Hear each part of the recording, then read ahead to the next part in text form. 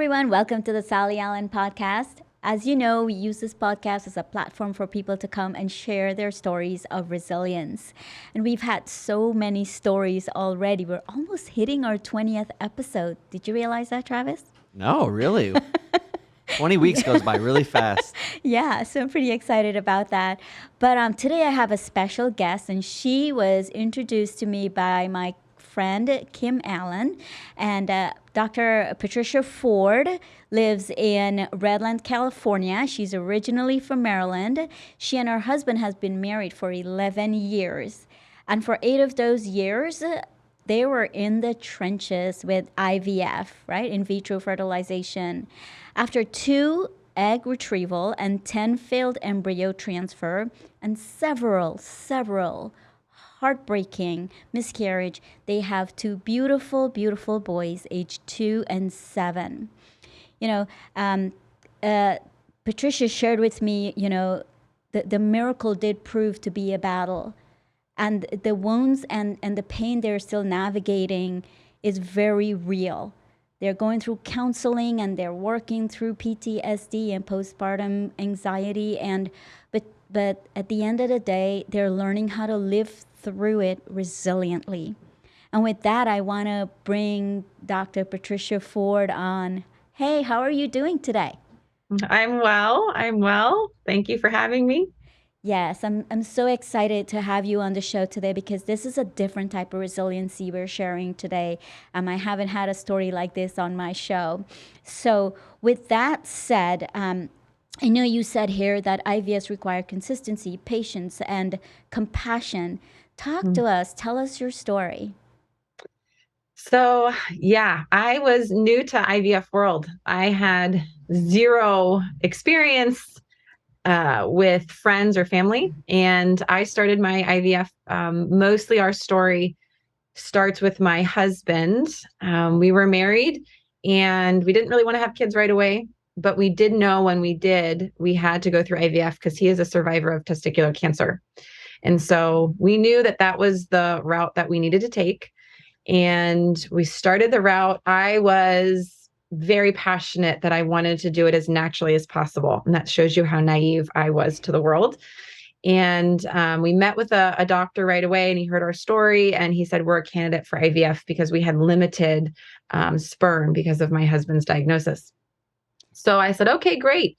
I got all checked out, and you do tons of tests that are really invasive.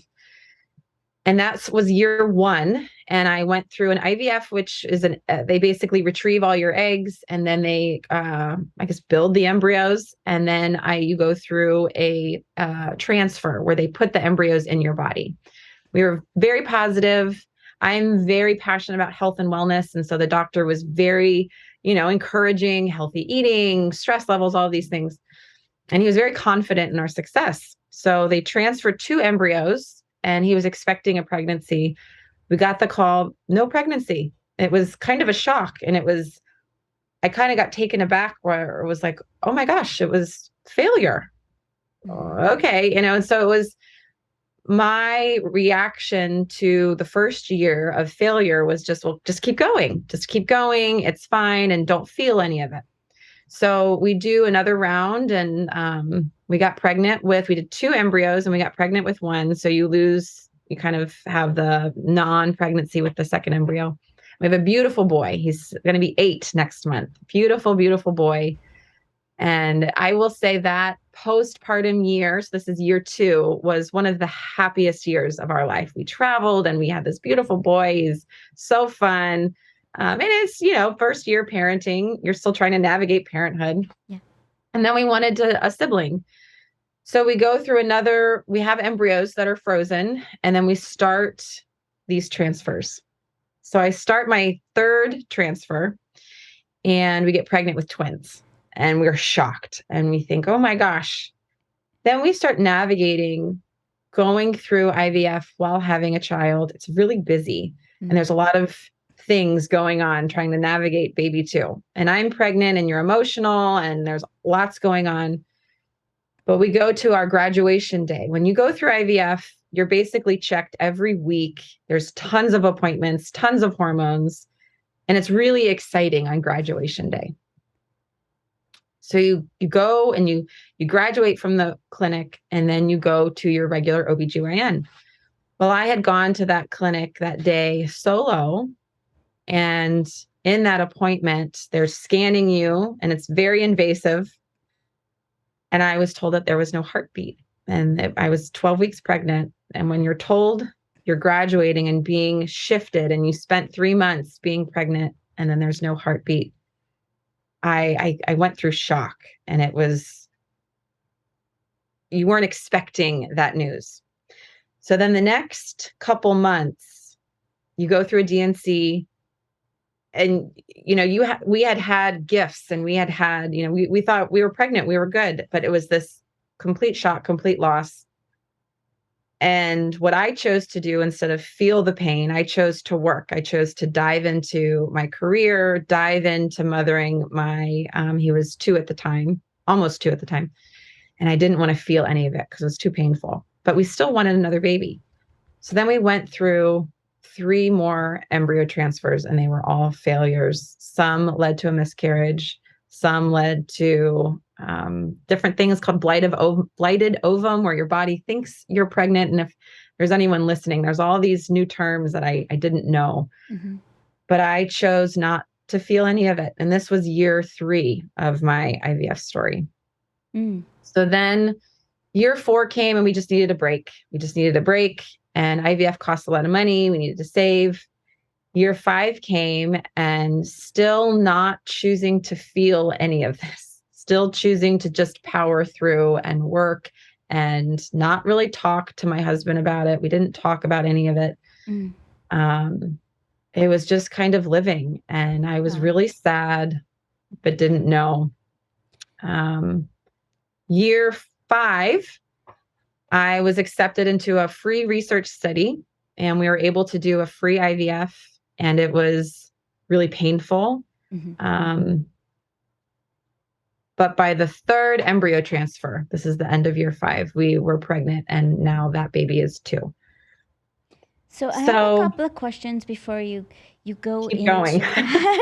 Your story. Wow. What a story of resiliency that you're able to share all of that today, because I can't imagine what you've been through thinking you're pregnant with twins and no heartbeat.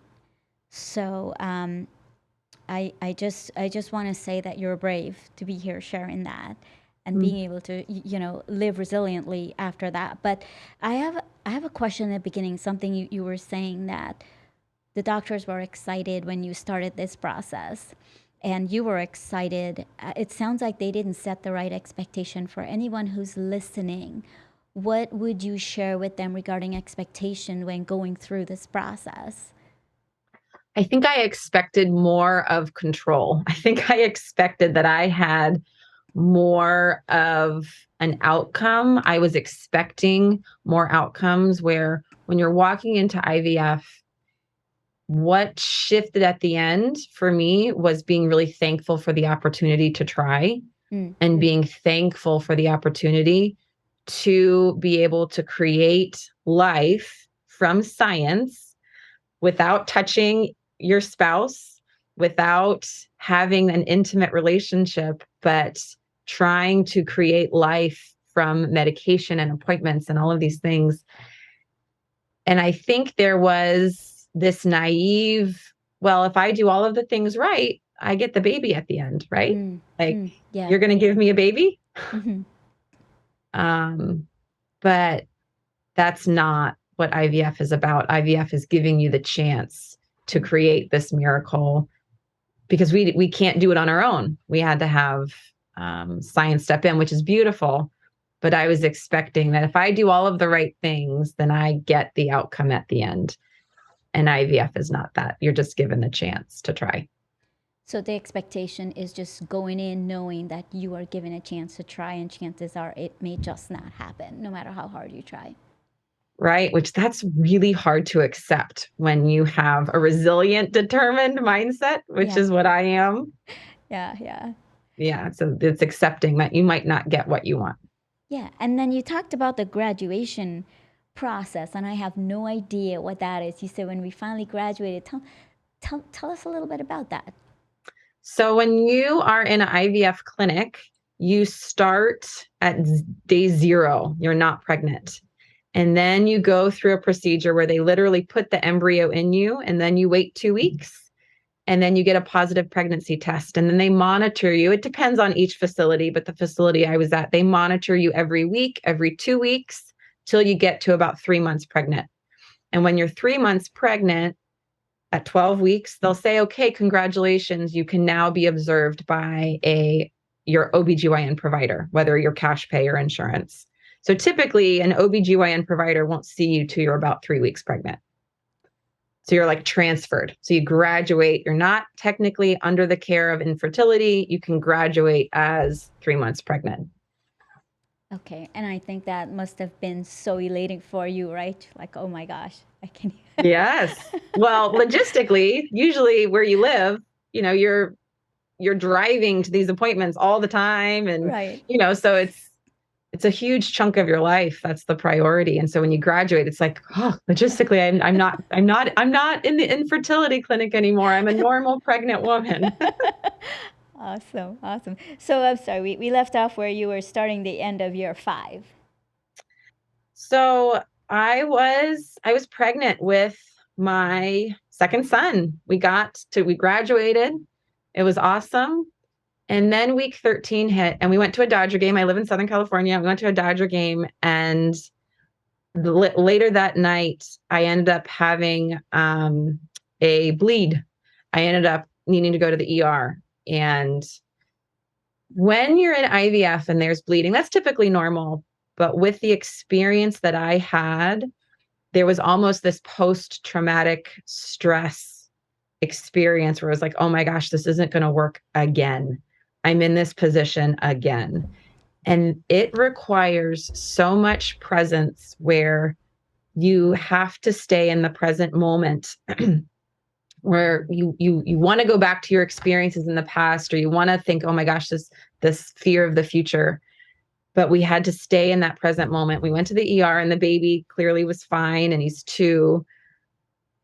But the philosophy, or I guess that, like, the big picture of IVF is this beautiful exercise. And I can say that now because I've done the work of staying present and being compassionate and feeling all of the feelings. And I say all this because year 6 and 7 were year 2020 and 2021, where I did need to go through PTSD work, and I needed to go through the counseling with my husband because we just didn't talk about it. We didn't want to talk about it. We didn't want to feel the feelings, and we stuffed them all away, which resulted in tons of marital conflict, tons of non-compassionate interactions, and also just not being compassionate to ourselves, that what we went through was really hard. What we went through was really, really difficult and really powerful. Mm-hmm. And we were fortunate and blessed enough to have these 2 miracle babies, which is not always the case in IVF. And it's almost accepting that is our story. And there are some wounds there that may never heal, but you're navigating the grief and the loss continuously. Yeah, well, congratulations to your 2 beautiful babies. What are their names? Luke is 2 and James is 7. He will be 8 in a couple weeks. Oh, disciples, huh? I know. Yes, very, very biblical names, very strong. Very biblical names. Yeah. I love that. But for anyone who's listening and a couple that's going through this, you talk about it's really hard. It was really hard on your marriage. You poured yourself into work, and your husband went his way, and you just didn't talk about it. When did it click with you that we really need to talk about this because it's going to break up our marriage? Probably in counseling. So I had done my own counseling in the midst of I just needed some space. There was, I think, also post-COVID. I was 6 weeks postpartum when the world shut down. And so then you're in quarantine together, and he was trying to navigate his career and I was off work. But there was no joy left in the marriage. We were committed and we were showing up to one another, but it was really hard.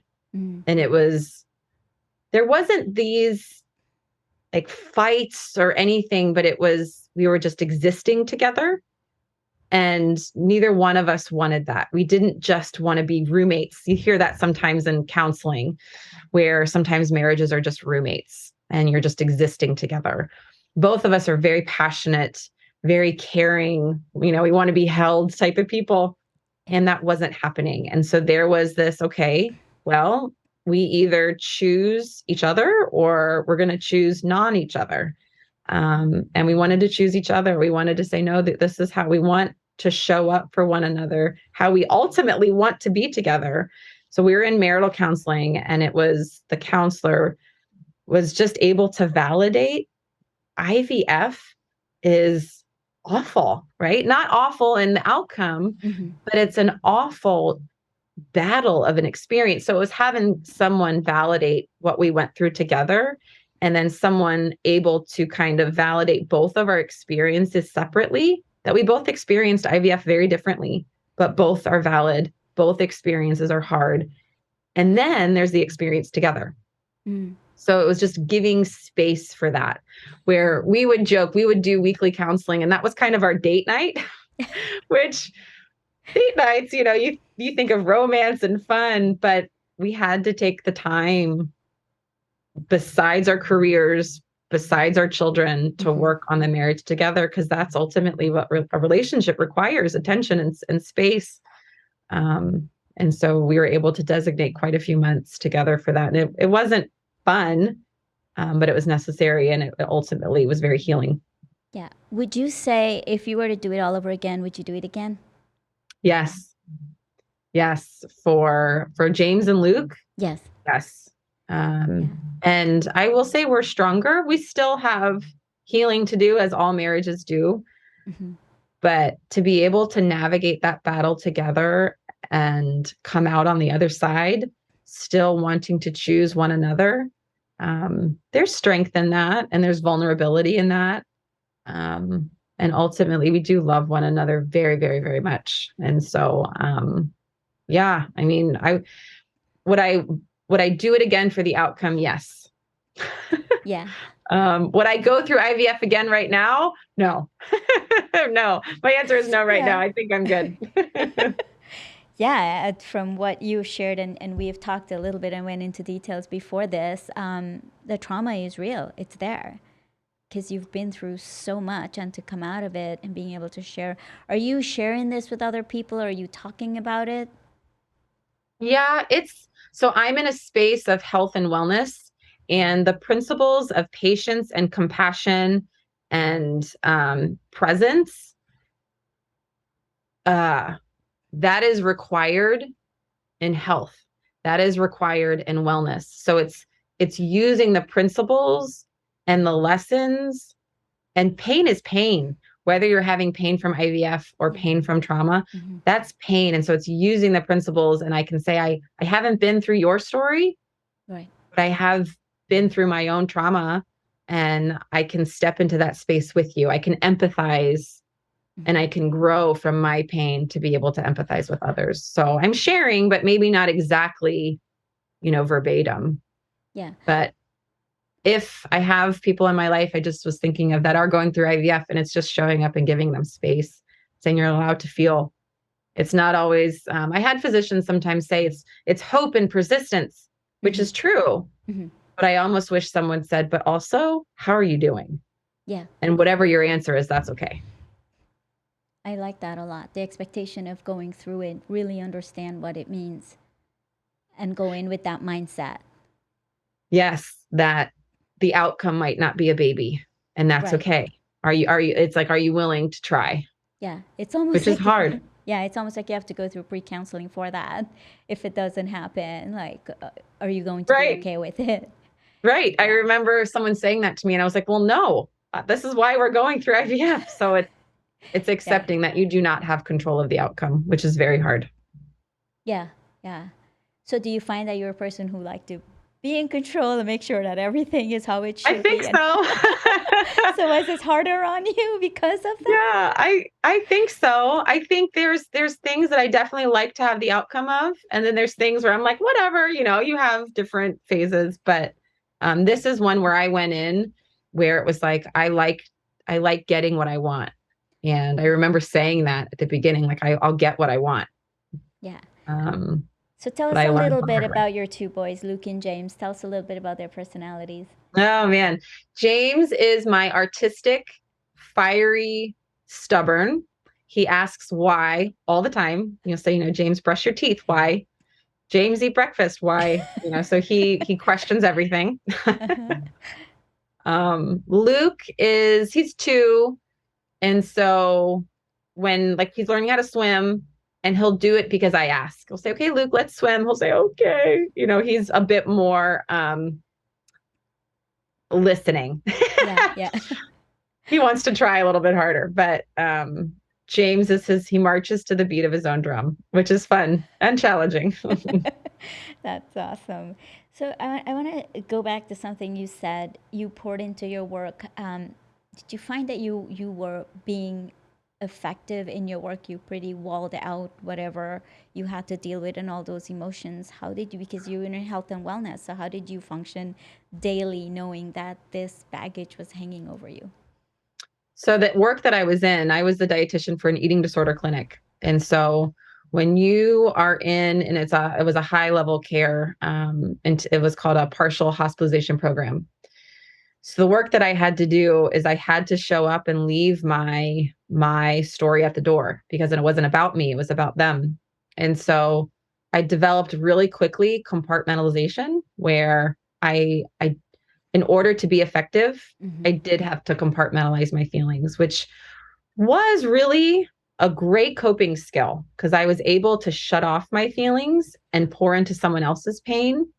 But it also really, really compartmentalized my feelings so much where then I just didn't know how I was feeling. So it felt really good for me to compartmentalize, because I got to turn off my stuff. But then my stuff would creep up, because then I turned really anxious. Yeah. And my anxiety turned into bossy. So my anxiety doesn't show up as, fear-based. My anxiety shows up as, well, we have to do the dishes before this. We have to do that.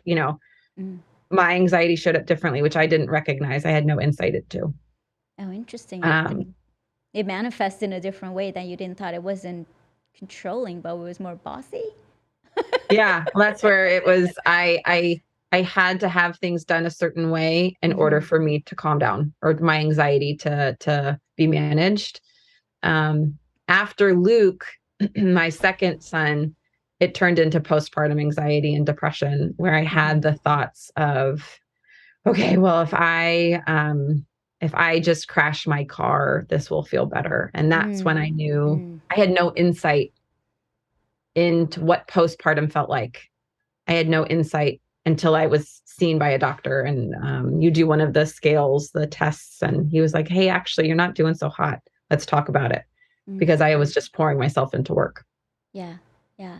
So what are some tips you would share with our listeners for anybody going through this, from going through the process and then coming out and getting help, knowing that it will take a toll on your relationship, on your marriage, and you?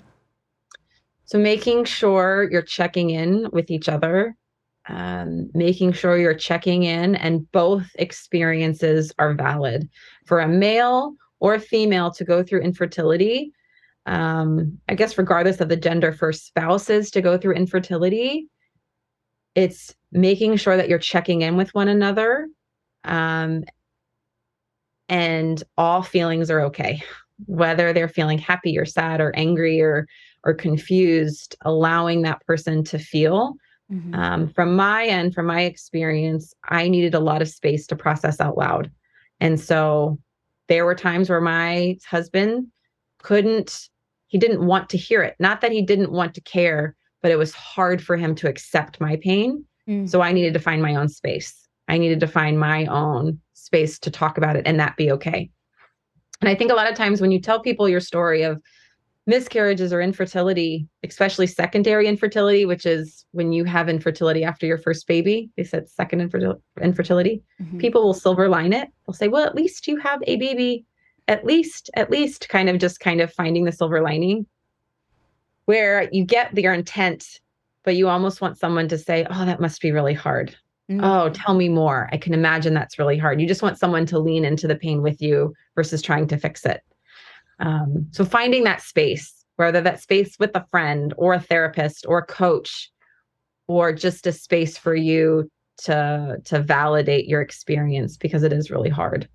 And then also, if you're experiencing losses and you do want a baby, keep trying, keep having hope, because ultimately hope is what is going to help you move forward. Mm-hmm. But also feeling along the way is super important from my experience. Yeah. I hear what you're saying. 3 words I've been using lately is you got to feel and you got to deal, and only then you'll heal. Oh yeah. Feel, deal, heal. That's a good one. Yeah. Yeah. And healing, there's no end game. It's not healed. Right. It's healing. And so it's also accepting that I do have the grief from the losses, and that's okay. And it's a beautiful grief, because then I can step into other people's worlds and serve them with that grief when I'm ready. Yeah, and you're right. The healing is an ongoing process. That doesn't end overnight. No, if ever. Yeah. And that's the beautiful human experience. Yeah. Right. Is accepting that is part of my story, and it's a beautiful part of my story, and I would do it again, because I have learned lessons from it, because I've done the work. Yes, and it made you stronger from what I'm hearing. It's like you're a powerhouse, an amazing woman, and your family is stronger because of all that you've been through. And you can safely say if you've gone through that and you survived your marriage and everything, then there's nothing that you can't go through and overcome. Yeah, it kind of feels like if I've been through IVF, I can do this. If I've been through, there's this, not superpower, but it allows you to say, wow, what we've done was really hard. And I'm sure we're going to run into more hard things. So it's not negating that other hard things are going to happen. Right. But it allows you to tap into the presence and the compassion and the patience if you are willing to learn it from the IVF. Yeah. Yeah, Patty, thank you so much for coming on and sharing about this today, because I've read up, once I knew I was going to talk to you, I read a little bit about it, but I can't experience it the way I experience it through you and your story and what you've gone through, because I don't think anybody understands the emotions that go behind it and the pain and some of the words that you use here, the battle and the wounds that come out of it. So I'm really inspired by your story and being here, and I hope anyone who's listening here will be inspired too. Do you have any quick takeaways before we go? No, I think, just sharing it, and if someone can lean into their journey of IVF or their battle of IVF and lean into some compassion or presence or understanding with someone that they love today, then I'm happy my story can, I hope it serves them. Yes. Well, thanks again for being in our show. And as I say, friends, it's never too late to start living resiliently. And I will echo what Patty said is lean in. And the other thing she said, all feelings are validated when you're going through this. And know that if you're going through as a couple, everybody is dealing with it differently. So I know if one person is quiet and the other person is crying, it's okay, because every person deal with pain and grief differently. So thanks again, Patty, for being in our show. If you're listening to it and you like our show, friends, rate, review, and share with your friends. We want to give kudos to Sticky Pot Studios and Travis behind the media there. Thanks again.